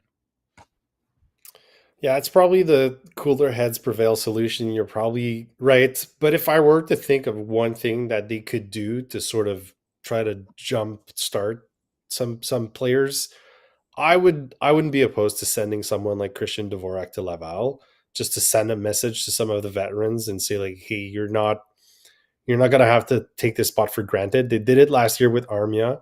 The obvious drawback is that he's a left-handed centerman, which we don't have much of. But if it's only for a couple of weeks where, you get more Newhook at the center position and bring up someone like Joshua Roy, I would do it personally. I think Dvorak has been an absolute passenger for the past couple of years and might as well. We're not on the path to success. We're not on the path to victory. So truly, what's the worst that could happen there? So I wouldn't be opposed to something like that. I don't believe they're going to do it. But if they were to do it, I'd be the first one to say, why not?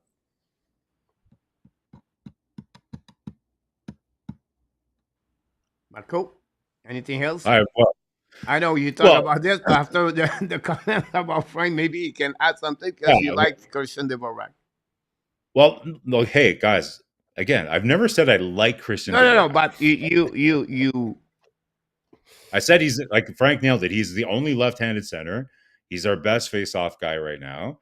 At the beginning of this season, I said Montreal needs to keep either one of Evans or Dvorak. I think because because if you look at and like other free agent centers that are going to be available this summer, there's not like yes, there's like better centers, but they're not for a third or fourth line, right? So to me, some of the best options on the free agent market, if you're looking for a third or fourth line center this summer, are going to be Evans and Dvorak. You already have them on your team right now, in my opinion.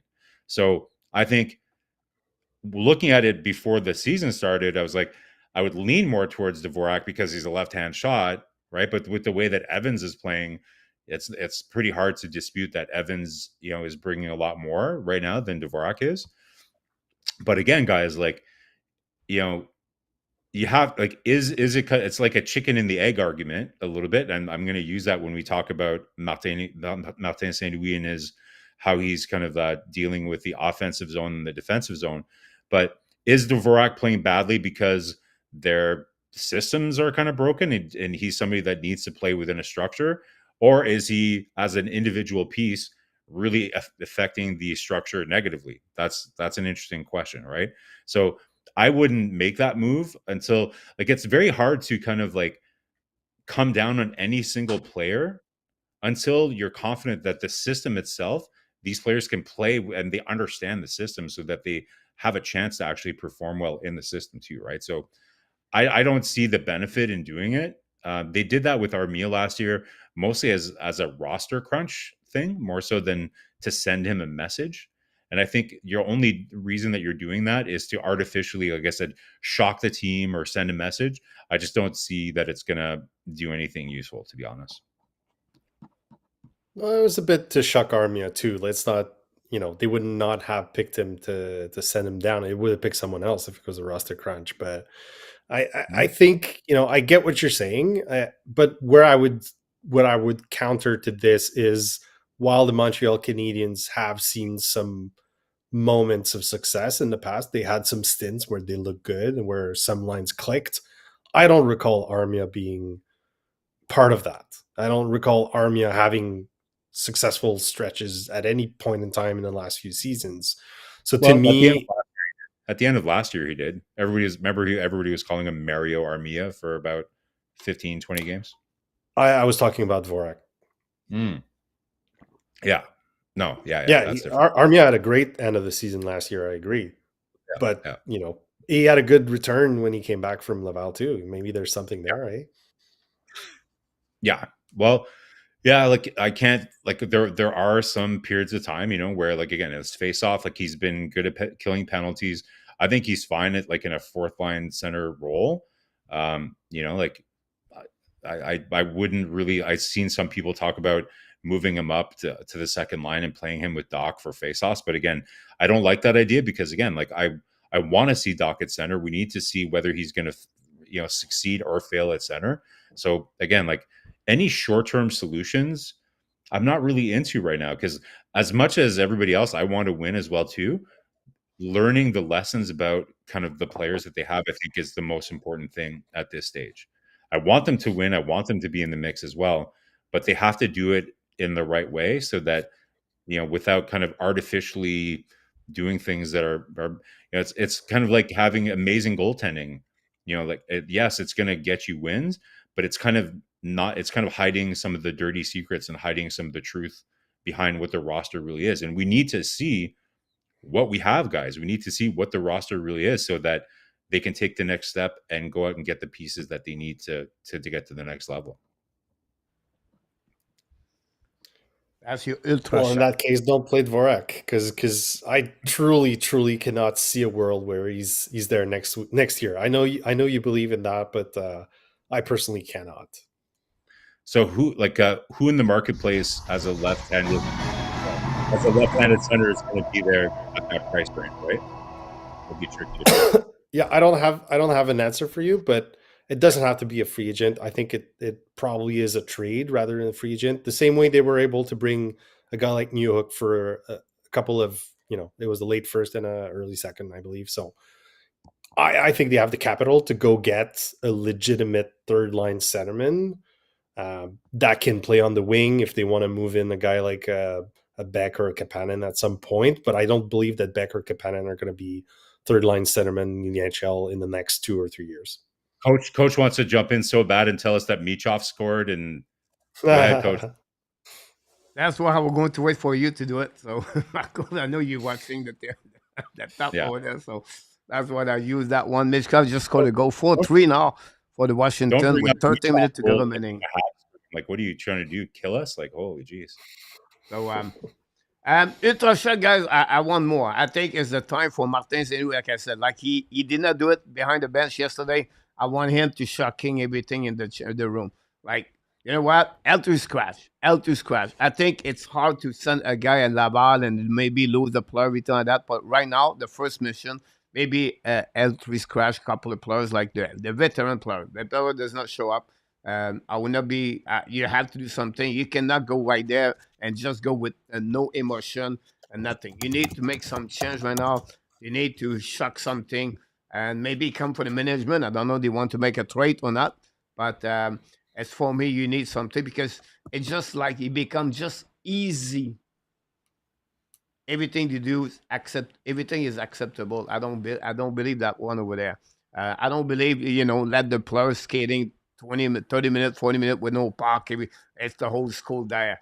But I think for me, Tortorella, this is the guy, the coach Tortorella will do it. He will bench. Last year he benched the captain, right? Couturier, so again, I don't have a specific thing, right? I just said this is a time right now, Martin. So we make a statement right there and let the message for the rest of the room and for everybody. And it could be also, guys, what I don't understand is the TOI. That's another thing. Zulski, Slafkovsky, Caulfield extend their eyes, the TOI every time. And you cannot play with over 1 minute all the time. You have to play 30, 37 seconds. That's something we can get that later. But I think ultra shock something, Marko and Frank, if not going to happening. The last part of the show tonight. We only left ourselves 6 minutes to talk about the most important topic, but okay. I don't know what you said. So we only left ourselves 6 minutes to talk about the most important topic. What's the problem? That's the problem. Like Coach, I think that's all people have been talking about is obviously the defensive zone problems, and I've been very, very vocal about that here. Like I said earlier, like it seems to me like St. Louis is very reactive. Like a couple things. So first of all, to me, this is just a continuity of the training camp, right? We're all very nervous coming out of the training camp. Not a lot of opportunity to kind of like, what is training camp for? It's to kind of finesse systems and get everybody kind of playing the same way, understanding what the combinations are going to be. I think we all saw those red flags and we're all kind of questioning what was happening with training camp. Then we were all blinded by, the first couple games with Montembeault and we're like, oh, okay. And then weird enough, the power play wasn't working, but then the power play. So we were kind of blinded by, and we kind of forgot about the training camp wasn't very good. So what I find, and if you look at St. Louis' comments over the last couple of years, it's like he's always chasing the next thing to fix, right? So earlier in the press conference today, he's like, last year we had a very really bad game against Boston. And what that led us to is to work on our forecheck, right?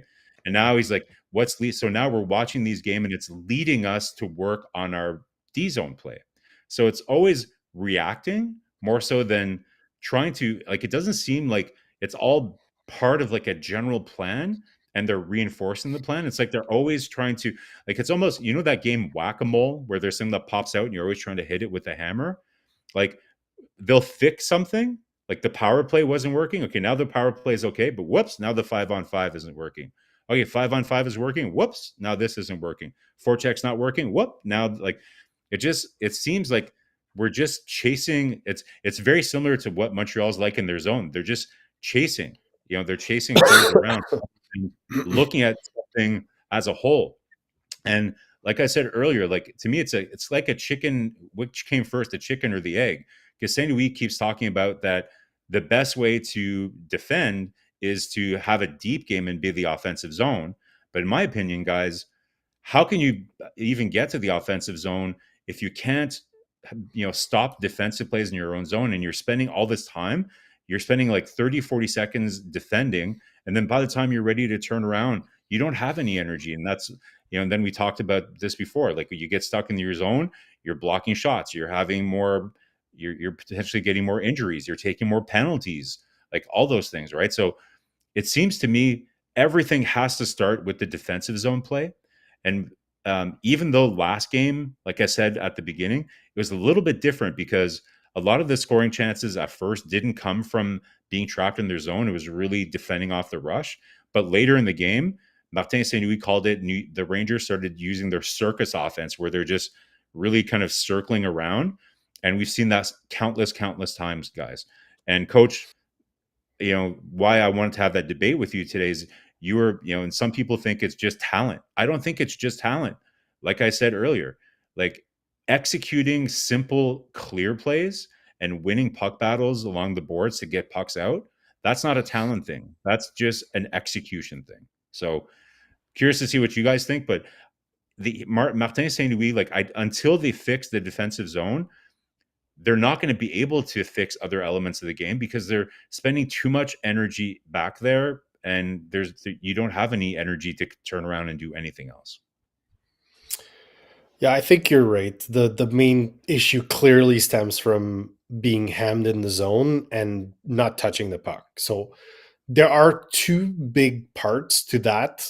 So number one, I think while there's lapse in defense coverage, while there's, sort of blind spots that teams are able to exploit, I think there's also the fact that it appears, I don't know if it's because of the positioning that requires this, but it really appears like they're just sort of folding in the middle and kind of letting them move around, and they're not trying to engage and to prevent. They're just sort of protecting the middle. But at some point you have to engage. You have to break out. You have to break the cycle. And it feels like they're not trying to do that. So that's the biggest issue for sure. But then I think where really we're seeing a huge problem is when they get the puck, I think they're expecting the defenseman to sort of get the first few steps out, and they're not able to do that because as soon as they start moving out, the other teams collapse and they block any passing opportunity. So I don't know if it's a system that needs to be tweaked in that department where the pass has to come right away. As soon as they get possession, they shouldn't expect the defenseman to make the first few strides and find the open guy, but rather already know as soon as you get the puck, you should know where the next guy or the closest guy is. So you move it right away, because right now it's not working. We've seen it a number of times. The defenseman gets the puck, rings it around for the other defenseman who takes the first few strides, and right off the bat, all these passes options are cut. So there has to be something that needs to be done here, because to me, that's the second and most important part that prevents anything from happening. See, I'm seeing a little bit of that. And, I think, that's where I think where Coach is right? Like that's the inexperience of the D-men, like not being poised enough to make the right play and everything else. And those things are going to happen. And of course, they should work out and work on kind of like cleaner breakouts. But what I see, what frustrates me the most, Frank, is when we have cases where the D-man is able to get that pass out, right? And you have, say, Suzuki's that he's at his own defensive blue line. He has clear possession of the puck, and he has the ability to actually get the puck out after they've already been stuck there for 30, 40 seconds. And where they really get in trouble is he'll lose. I'm not just saying Suzuki in particular, but there's a lot of forwards, mostly wingers, to be honest, along the boards. They lose the puck battle when they had a clear opportunity to clear it. And then they get forced and they extend the ozone time of the other team by another 30 seconds. I see that happen even more frequently than the D-man kind of just being choked out by the forecheck of the other team. And to me, those are the worst unforced errors, because the defenseman, whether it's Guhle or whoever it was that's playing on the wrong side, they finally make an outlet play and they get an out, and then they try to dangle, or they take an extra second to try to look for a play that's not there. And to me, those are things that you just have to clean up. Those are Martin St-Louis talks about shooting yourself in the foot. That's not a talent thing, guys. Like, that's just a execute what you need to do, get the puck out. We talked, I think, Coach, you were mentioning, like, sometimes, it's not the same, like, as in the old days where you always kind of throw it up the glass, but lob the puck. Like, if there's no play there, lob the puck out. But ultimately, guys, like, they just need to be able to get out of there way, way faster, because it's going to be possible for them to kind of have any energy. Like, yes, ideally, it seems like Martin St-Louis works a lot on those like those simulations, right, where you do like a half ice thing, but I don't see a lot of practice where they actually practice the transition game that much. They do a lot of like game simulation stuff where it's like one-on-one battles down low and everything, but I don't see a lot of practice. Like, remember how Montreal used to have a very strong transition game? Like, that's another important part, guys, is the transition game. Like, if they want to be kind of like a puck possession team, transition is the most important thing. So transition game, and be able to execute, and don't allow teams, like, don't shoot yourself in the foot by just missing a simple play and clearing it out. Like, it's the common rule in hockey, guys. Like, you can't make mistakes at your own blue line or at the other team's blue line. That's the absolute worst place to have turnover. So I think if they can do that, but again, it's like, that's the weird thing with Saint Louis. Like, he seems so focused, like, and that's why I call it chicken and the egg, is that, can you have a deep game and spend more time in the offensive zone if you don't fix the stuff in the D zone? I don't think you can. Like, I just don't understand his thinking. And how much of it is due to Stéphane Robidas too? Like, that's the other thing. I don't know.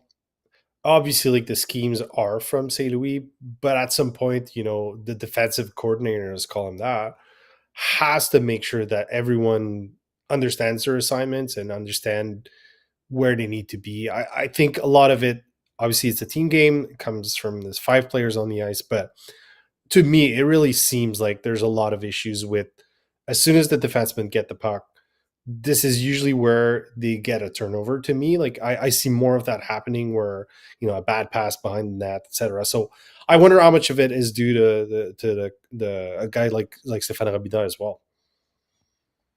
Well, I think Robidas is he's like an actual defenseman coach, right? He's not a defensive coordinator. Like, he's responsible for the defenseman. So yeah. I still, St. Louis ultimately still is responsible for D zone coverage. Like, I'm sure he gets feedback from Slafkovsky and Robidas, but like, I think, the buck should stop with him, right? Like, Robidas is just the D coach. Like, I think he's working with them more on probably positioning and, maybe kind of like puck retrievals and stuff like that. But in terms of how the team is positioned in its own zone, I think it's more probably on him. I meant the defenseman specifically. But yeah, you're right. Yeah, the buck stops with Martin St. Louis for sure. But yeah, I wonder how much of it also hinges on the defenseman and Robidas extensively. Coach, do you want to add, Marko, on the Franck comments? No, I think we're good.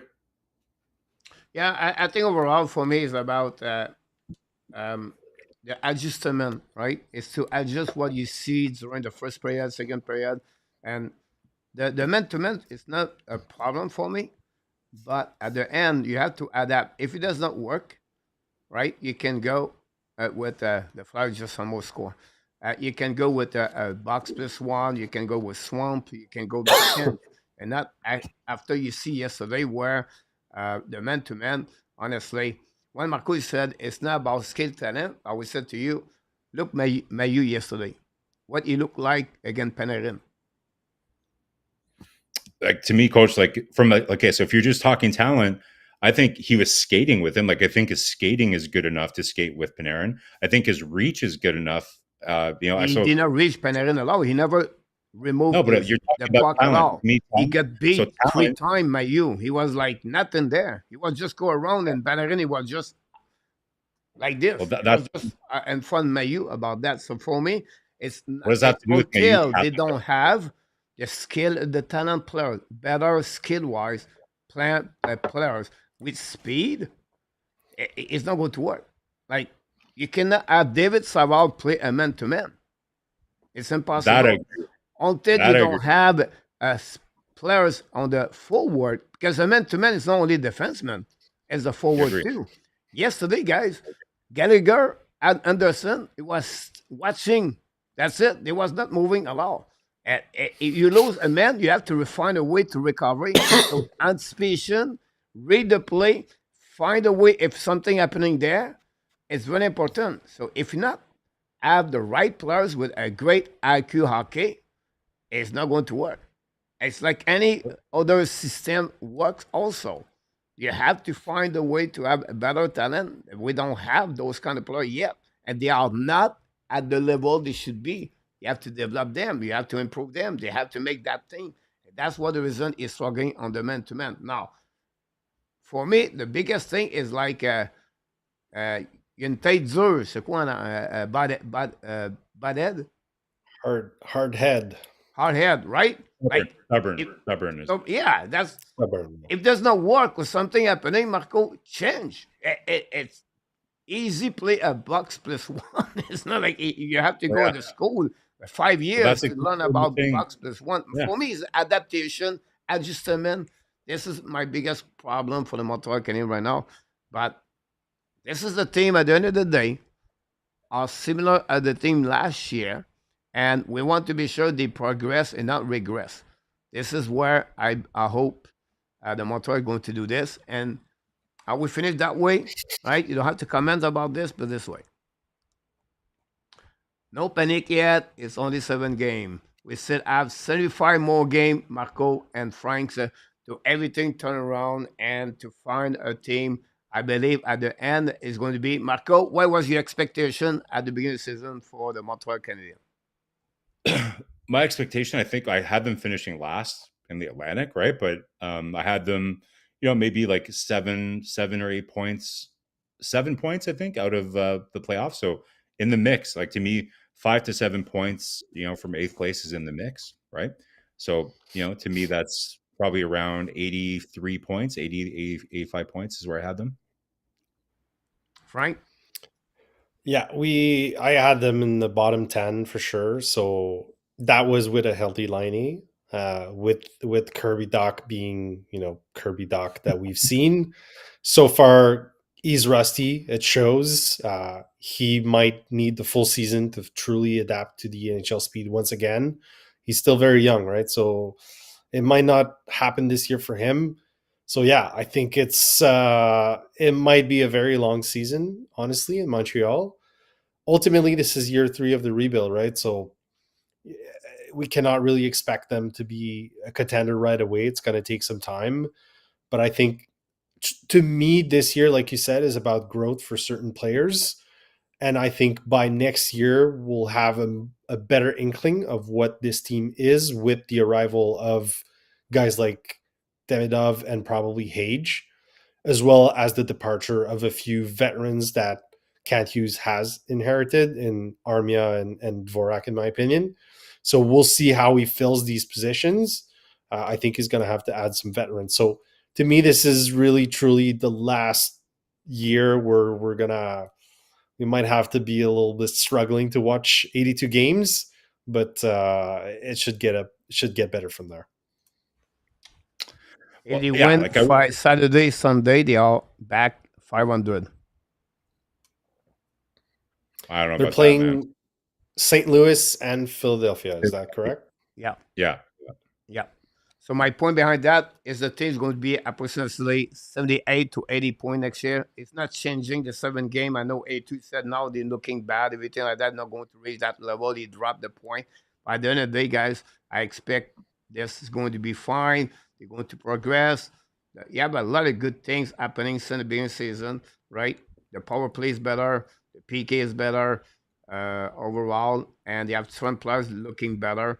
But unfortunately, this is where we are. I think the departure of some players that hurt the Montreal Canadiens, a guy like Sean Monahan hurt the situation.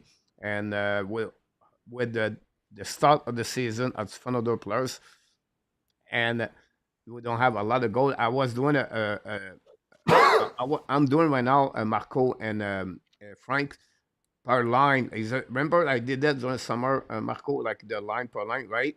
You can see the first line can right now is compete with other line overall in NHL, but the second line is not there allowed. The third line, it's below.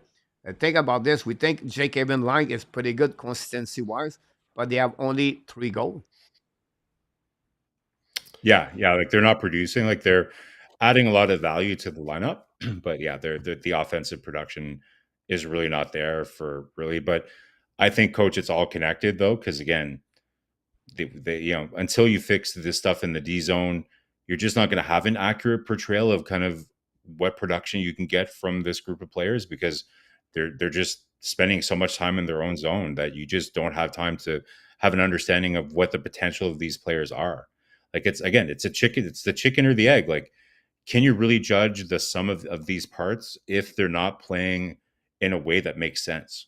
Right. So do you really understand the true value of the true kind of like potential of some of these players until you really fix the systemic problems that are there? Like you can, like, I don't care which team you have. Like, if you're spending that much time in your zone, you're not going to have any energy to go and have any type of offense, right? So you need to fix that. I don't think you have. I think it's very hard to have an understanding about kind of what you have with those other lines. But yeah, like right now on paper, coach, like those figures that we had per line, like we're not even close to that, and I think we did underestimate a little bit kind of how long it might take Doc. Like I was thinking maybe, take him like 5 games to kind of get into it. It's been pretty disappointing.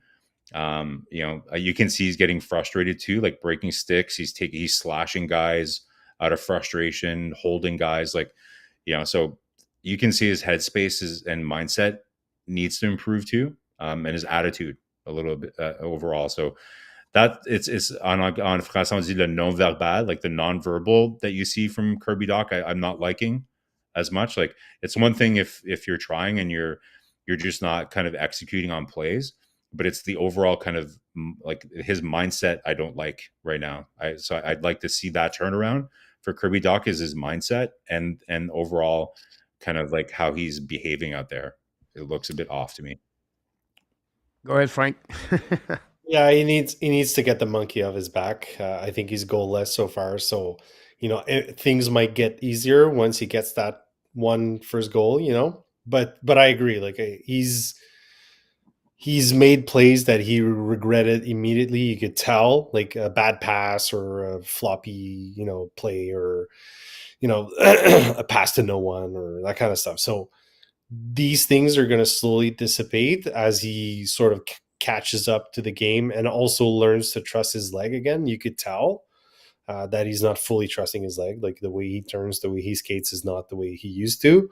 And you could see it's challenging, but he might be just a 2-goal night game like Suzuki had yesterday away from turning things around. So let's hope it does. Cause yeah, he's a key player. Do you think it really screwed with his head when he saw what happened to Laine? That must have not helped him psychologically to see what happened to Laine. I think for the whole team, I think it probably took a little bit it knocked the wind out of them just a little bit. And now, you look at Guhle being out on the sidelines, Slafkovsky on the sidelines, now Barron, who was playing great, to be honest. He had a great start of season on the sidelines. Like, they're just, oh shit, here we go again. This is the same thing in the last couple of years where we're going to lose so many games to injury. And like, how can you compete? Even with a healthy lineup, everyone was placing them bottom 10. So they know, like, they're not oblivious to that fact that they don't have the greatest roster. They believe they can be better, but it's got to be tough. It's got to be tough to see guys who you rely on to be your best players go down. Yeah. I want to mention to this, Marco, Renaud Lavoie talk about this today or yesterday. Confusing my days, me, the when I'm watching this. Like, fact, like, could be that come to the bench, slam the door, or he's upset about that one way. Now, I want to mention to you guys, Washington just scored a goal, an empty net 5-3. And and that's happening there. But look, the reaction, Mitch Cobb. slam the stick on the ice from Michkov. You talk about a guy wanted. Well, look his character right there. Not happy about that, and it is what it is. Now the Flyers guys come back for 4-0. The other time we talked, right, 4-0 some point, right? This is the time. This is the time the game. That's what the Montreal should do. Like, if you want to have a good year, this is they lost 5-3 in empty net, but at least they bounce back.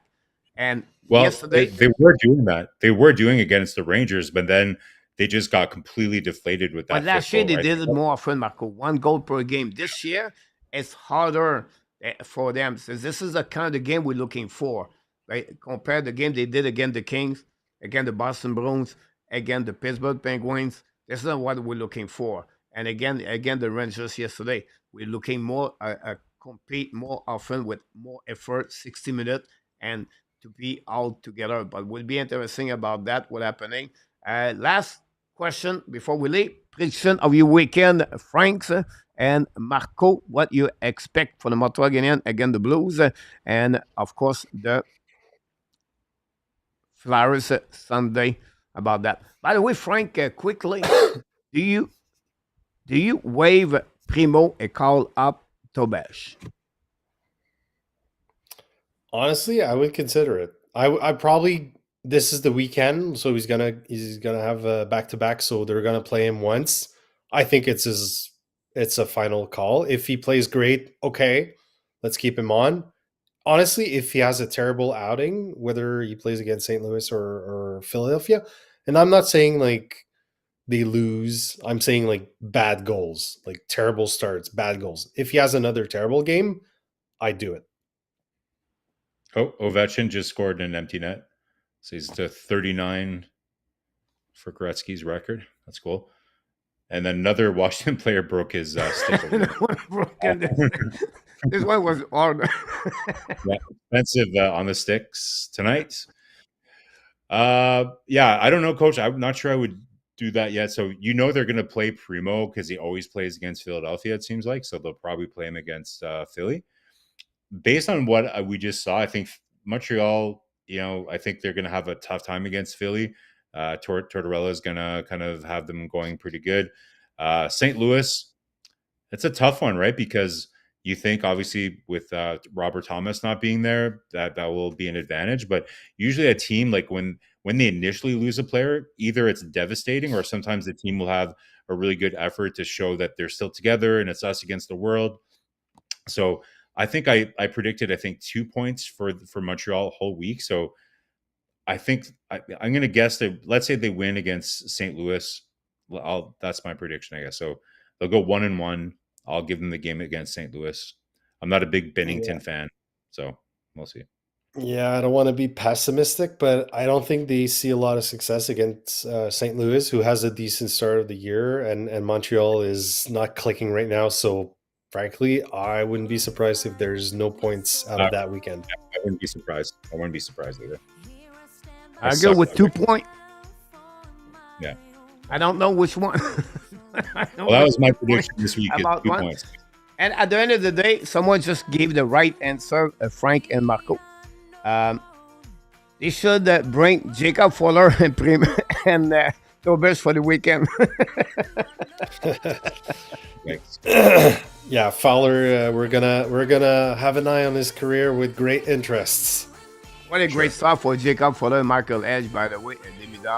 Yeah. At least we have something in the first series coming with a great player. What about the NHL draft guys next year?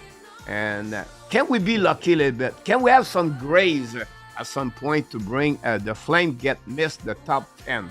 That would be the best news for the Montreal Canadiens. You draft Michael Misa.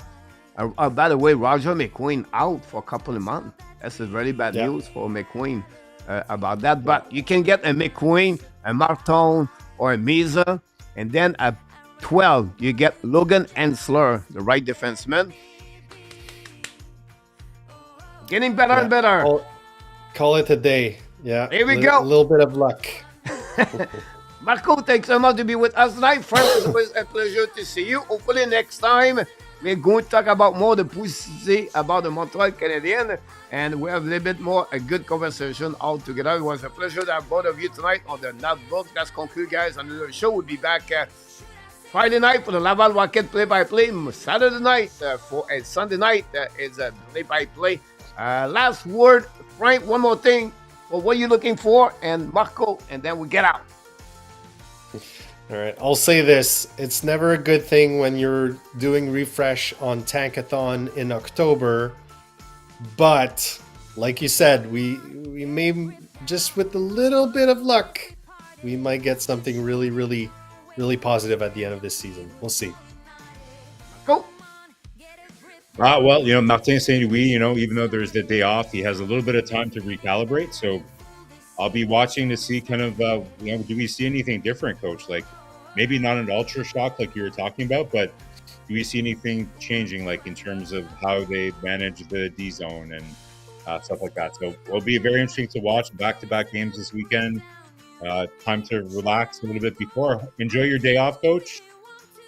It's a good thing you negotiated that into your YouTube contract, like I said. I appreciate that, Marko. We do it. Hopefully, Marko and Frank, Martin is always going to have a bottle of water. It splashes on the bands over the weekend to create something new about this. Thanks for being with us. I look forward to seeing you next time. Have an amazing, great night, both of you. And thanks for everybody in the chat.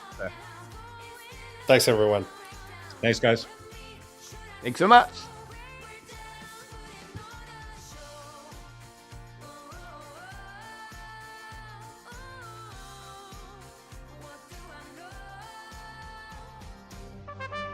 Whoa, we're going to finish the show that way. You are awesome.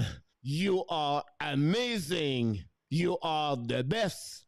And remember, you have greatness inside of you. Yes, you have greatness inside of you, everybody. Thanks so much. All the moderators run with Kings and in our tap tonight. We want to thank Algie Calabo the news update. Marko and Mr. Frank on the co-host of the show tonight. All of you, thanks so much to join another great show of the Hockey Nation show tonight. I can wait to see you until the next time. Until then, my friend, be well, be L. Find a way not only to donate your day, but find a way to donate the second app of what? Someone said 2024. The Hockey Nation show, the Ad Nation want to tell you one more thing. We love you, friends. Great night, guys. I will see you Friday night for the Laval Rocket. Again, the team Utica Comets. Have an amazing, great night. Enjoy the Thursday night. Like I do, I'm going to take a night off tomorrow night. See you next time. Have a good night, everyone.